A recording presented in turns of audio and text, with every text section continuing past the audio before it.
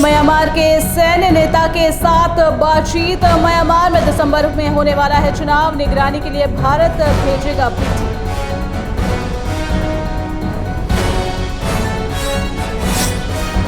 बिहार में वोटर अधिकार यात्रा को लेकर विपक्ष का शक्ति प्रदर्शन, भारी तादाद में जुटे कार्यकर्ता। कार्यक्रम को संबोधित करते हुए विपक्षी नेताओं ने साधा केंद्र सरकार पर निशाना।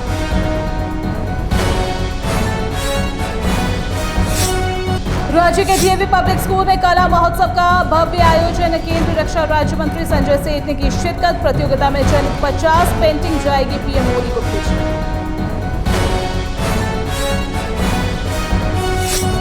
पीएम मोदी को अपशब्द कहे जाने को लेकर राज्य में दिखाया आक्रोश। बीजेपी ने निकाला कांग्रेस के खिलाफ विरोध मार्च।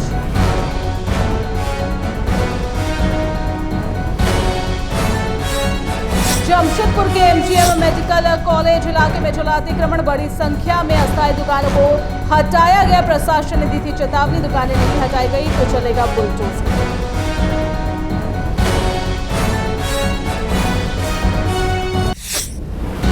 नमस्कार, मैं हूं सिद्धा, आप देख रहे हैं आईटेल एक्सप्रेस। खबरों की शुरुआत करते हैं। युद्धग्रस्त म्यांमार में दिसंबर में होने वाला है चुनाव। पड़ोसी मुल्क में होने वाले इस आम चुनाव की निगरानी के लिए भारत अपनी टीम भेजेगा। इस बात का दावा म्यांमार की सरकारी मीडिया ने सोमवार को किया। दरअसल चीन के तियानजिन शहर में आयोजित शंघाई सहयोग संगठन शिखर सम्मेलन के दौरान पीएम मोदी और म्यांमार के सैन्य प्रमुख मिन ऑंग ह्लाइंग की मुलाकात हुई। ये मुलाकात कई मायनों में खास रही। वहीं अफगानिस्तान में भूकंप के झटकों से भारी तबाही हुई है। अफगानिस्तान के दक्षिण पूर्वी हिस्से में देर रात भूकंप के तेज झटके महसूस किए गए। भूकंप की तीव्रता इतनी अधिक थी कि कई घर मलबे में तब्दील हो गए। इस दौरान 800 से ज्यादा लोगों की मौत हो गई और कई लोग बुरी तरह से जख्मी हो गए हैं। वहीं भूकंप के झटकों का असर पाकिस्तान और भारत में भी देखा गया। इधर केंद्र सरकार 2025-26 तक 20% एथेनॉल के साथ पेट्रोल बनाने के लक्ष्य को सुप्रीम कोर्ट में चुनौती दी गई, जिसे कोर्ट ने खारिज कर दिया। कोर्ट ने कहा कि कोई विदेशी ये नहीं बताएगा कि पेट्रोल कैसे इस्तेमाल करना है। याचिकाकर्ता ने पुराने वाहनों पर E20 के प्रभाव की बात कही, जबकि सरकार ने इसे गन्ना किसानों के लिए फायदेमंद और विदेशी मुद्रा बचाने वाला बताया। इधर पटना में कांग्रेस के वोटर अधिकार यात्रा को लेकर समारोह आयोजित की गई। इस दौरान पटना शहर में रैली निकाली गई और गांधी मैदान में कार्यक्रम का आयोजन किया गया। इस कार्यक्रम में राहुल गांधी और झारखंड के सीएम हेमंत सोरेन समेत गठबंधन के कई दिग्गज नेता शामिल हुए। अपने संबोधन में गठबंधन के नेताओं ने केंद्र सरकार पर वोट चोरी के मुद्दे को लेकर जमकर निशाना साधा। इधर राज्य के डीएवी पब्लिक स्कूल में भव्य कला का आयोजन किया गया। बता दें, सीसीएल गांधीनगर में सांसद कला महोत्सव का भव्य आयोजन किया गया। इस कार्यक्रम में केंद्र रक्षा राज्य मंत्री सह रांची सांसद संजय सेठ मुख्य अतिथि के रूप में शामिल हुए। इस मौके पर विद्यालय के 2000 से अधिक छात्रों ने अपनी चित्रकला के माध्यम से ऑपरेशन सिंदूर की सफलता को राष्ट्रभक्ति की चेतना से जोड़ा और सैनिकों के साहस और शौर्य को चित्रित किया, जिसके जरिए देशभक्ति साफ तौर पर उभर कर आई। मौके पर केंद्रीय रक्षा राज्य मंत्री संजय सेठ ने बातचीत की और बताया कि प्रतियोगिता में चयनित 50 पेंटिंग प्रधानमंत्री नरेंद्र मोदी को भेजी जाएगी। वहीं चयनित छात्रों को खेल गांव में होने वाले महोत्सव में शामिल भी किया जाएगा। पाँच का बनवा लीजिए। आज कला महोत्सव के तहत एक पेंटिंग एनिमल का भी आयोजन किया गया। काफ़ी संख्या में स्टूडेंट्स मौजूद है। ऑपरेशन सिंदूर के बाद एक बड़ा कार्यक्रम पिछले 20 अगस्त से ये कॉम्पिटिशन लगभग 70 से 80 हज़ार बच्चे इस एक महीने तक चलने वाले कला संस्कृति में भाग लेंगे।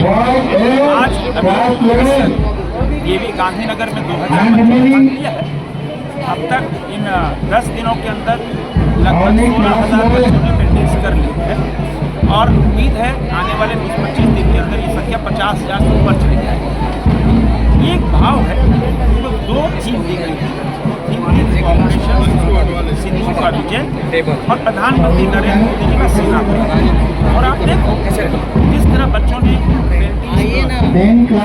जहाँ भारत माता, जहाँ तिरंगा, जहां प्रधानमंत्री मोदी, जहां हमारी होनहार बेटियां कर्नल सोफिया कुरैशी और विंग कमांडर याना सिंह दोनों को दर्शाया। मतलब ये सैल्यूट है, ऑपरेशन सिंदूर, ये सैल्यूट है लाखों सैनिकों से। इन्होंने प्रधानमंत्री नरेंद्र मोदी के विजन को और उनका जो प्रेम हमारे सैनिकों के लिए, हमारे देश के लिए है, उसे बच्चों को उन्होंने अपने पेंटिंग और ब्रश के माध्यम से अवसर दिया कि वो अपनी सोच को प्रकट कर सके, अपनी भावना को दर्शा सके और जो हजारों लाखों सैनिकों दिन और रात हमारे देश के बॉर्डर की रक्षा करते हैं, उन तक अपनी भावना भेज सके कि हम सब आपके साथ हैं, हमेशा आपके साथ हैं और आपका ये जो त्याग है, आपका जो बलिदान है और आपका जो साहस है, उसके पीछे हम सब हमेशा आपके साथ खड़े हैं। हमारे बच्चों ने काफ़ी बढ़ चढ़ कर हिस्सा लिया और माननीय रक्षा राज्य मंत्री जी को, हमारे जितने एक्सपर्ट्स थे, उन सब को लगा कि इस पेंटिंग में से हमारे कुछ ऐसे पेंटर हैं जो राष्ट्रीय नहीं अंतर्राष्ट्रीय फलक तक अपनी पहचान बनाएंगे आगे आने वाले दिनों में। और करीब 2,000 बच्चों ने आज और बुलेटिन में वक्त हो चला एक छोटे से ब्रेक का, हम जल्द लौटेंगे। बदलते समय के बीच खबरों की दुनिया में आइडियल एक्सप्रेस की एंट्री।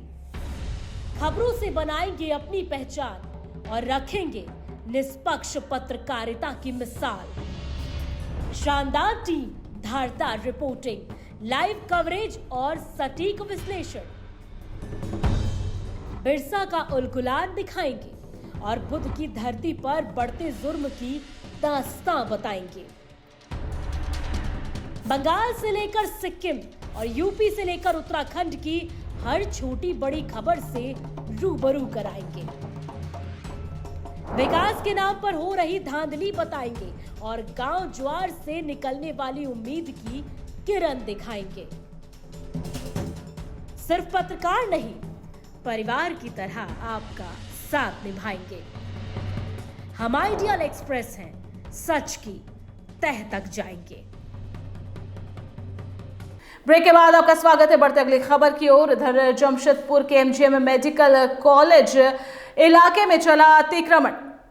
बता दें, आज प्रशासन द्वारा अतिक्रमण हटाने का अभियान चलाया गया। सड़कों के किनारे किए गए अतिक्रमण की वजह से आए दिन होने वाली दुर्घटनाओं और जाम को देखते हुए प्रशासन और टाटा स्टील ने संयुक्त रूप से यह अभियान चलाया। इस दौरान बड़ी संख्या में अस्थायी दुकानों को हटाया गया। खासकर सरकारी अस्पताल एमजीएम के सामने से भी कई छोटी बड़ी दुकानों को हटाया गया। इधर दरभंगा में कांग्रेस कार्यकर्ताओं द्वारा पीएम मोदी को अपशब्द कहे जाने का आक्रोश रांची में भी देखने को मिला। रांची में भी बीजेपी की ओर से विरोध मार्च निकाला गया। वहीं इस दौरान इस मार्च का जायजा लिया हमारे संवाददाता सौरभ रॉय ने। उन्होंने क्या कुछ देखा, आइए देखते। इधर कटिहार से 17 वर्ष के युवक के लापता होने का मामला सामने आया है। बता दें, कटिहार के कुर्सेला थाना क्षेत्र के अयोध्यागंज बाजार जुमाई टोला निवासी बसंत देवी का 17 वर्षीय पुत्र सतीश कुमार रहस्यमय तरीके से लापता हो गया। मामले को लेकर परिजनों ने दुकान मालिक पर अपहरण का आरोप लगाया है। जानकारी के अनुसार सतीश 28 अगस्त की सुबह नया चौक स्थित मछली मार्केट के दुकान पर काम करने गया था, लेकिन शाम तक वो घर नहीं लौटा। परिजन जब दुकान पहुंचे तो दुकान बंद मिली और मालिक का मोबाइल भी स्विच ऑफ मिला। दुकान मालिक बबलू साहब के बेटे मयंक ने सतीश से मिलने की बात तो स्वीकारी, लेकिन उसके बाद से उसका कोई सुराग नहीं मिला। 4 दिन बाद खुलासा हुआ कि बबलू साहब परिवार सहित फरार हो गया है। सतीश की मां बसंती देवी ने थाने में लिखित शिकायत दर्ज कराई है। इधर थाना अध्यक्ष राकेश कुमार ने बताया कि शिकायत पर जांच शुरू कर दी गई है और सीसीटीवी फुटेज खंगाले जा रहे हैं।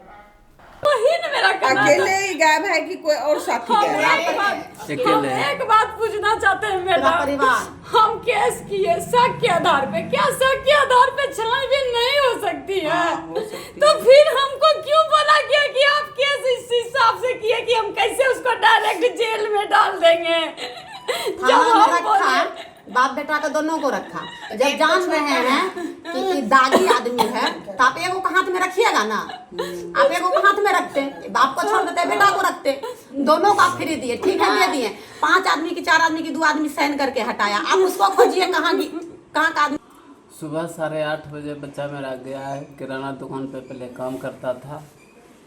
आन समय वो दुकान बंद करता था तो हमको सूचना देता था कि आज मत भेजिएगा बच्चे को, दुकान बंद है। लेकिन उस दिन में हमको कुछ सूचना नहीं मिला, नहीं मेरे बच्चे को रात में सूचना भी नहीं दिया था कि हाँ कल तुम नहीं आना, दुकान मेरा बंद रहेगा। एक अचानक वो अभी विलम्ब कर रहा है कि मेरा दुकान बंद था। लेकिन उसका लड़का से मेरा लड़का का बात हुआ दुकान पे। जब लास्ट लोकेशन प्रशासन निकाली है तो पता चल रहा है कि किराना स्टोर के पास इन दोनों का स्विच ऑफ हुआ है। क्या लग रहा है बच्चा कहाँ गया? अब हम ये बात कैसे बता सकते हैं? हम तो उसी के ऊपर करेंगे ना केस कि हाँ उसके साथ में मेरा बच्चा गायब हुआ है ना। आवेदन दिए कुर्सेला थाना, क्या हुआ अब तक? 1 बजे रात में जाकर के आवेदन दिए, लेकिन अभी तक। और इस बुलेटिन में इतना ही। ताज़ा तरीन खबरों का सिलसिला आइडियल एक्सप्रेस पर जारी रहेगा। तब तक के लिए दीजिए इजाजत। नमस्कार।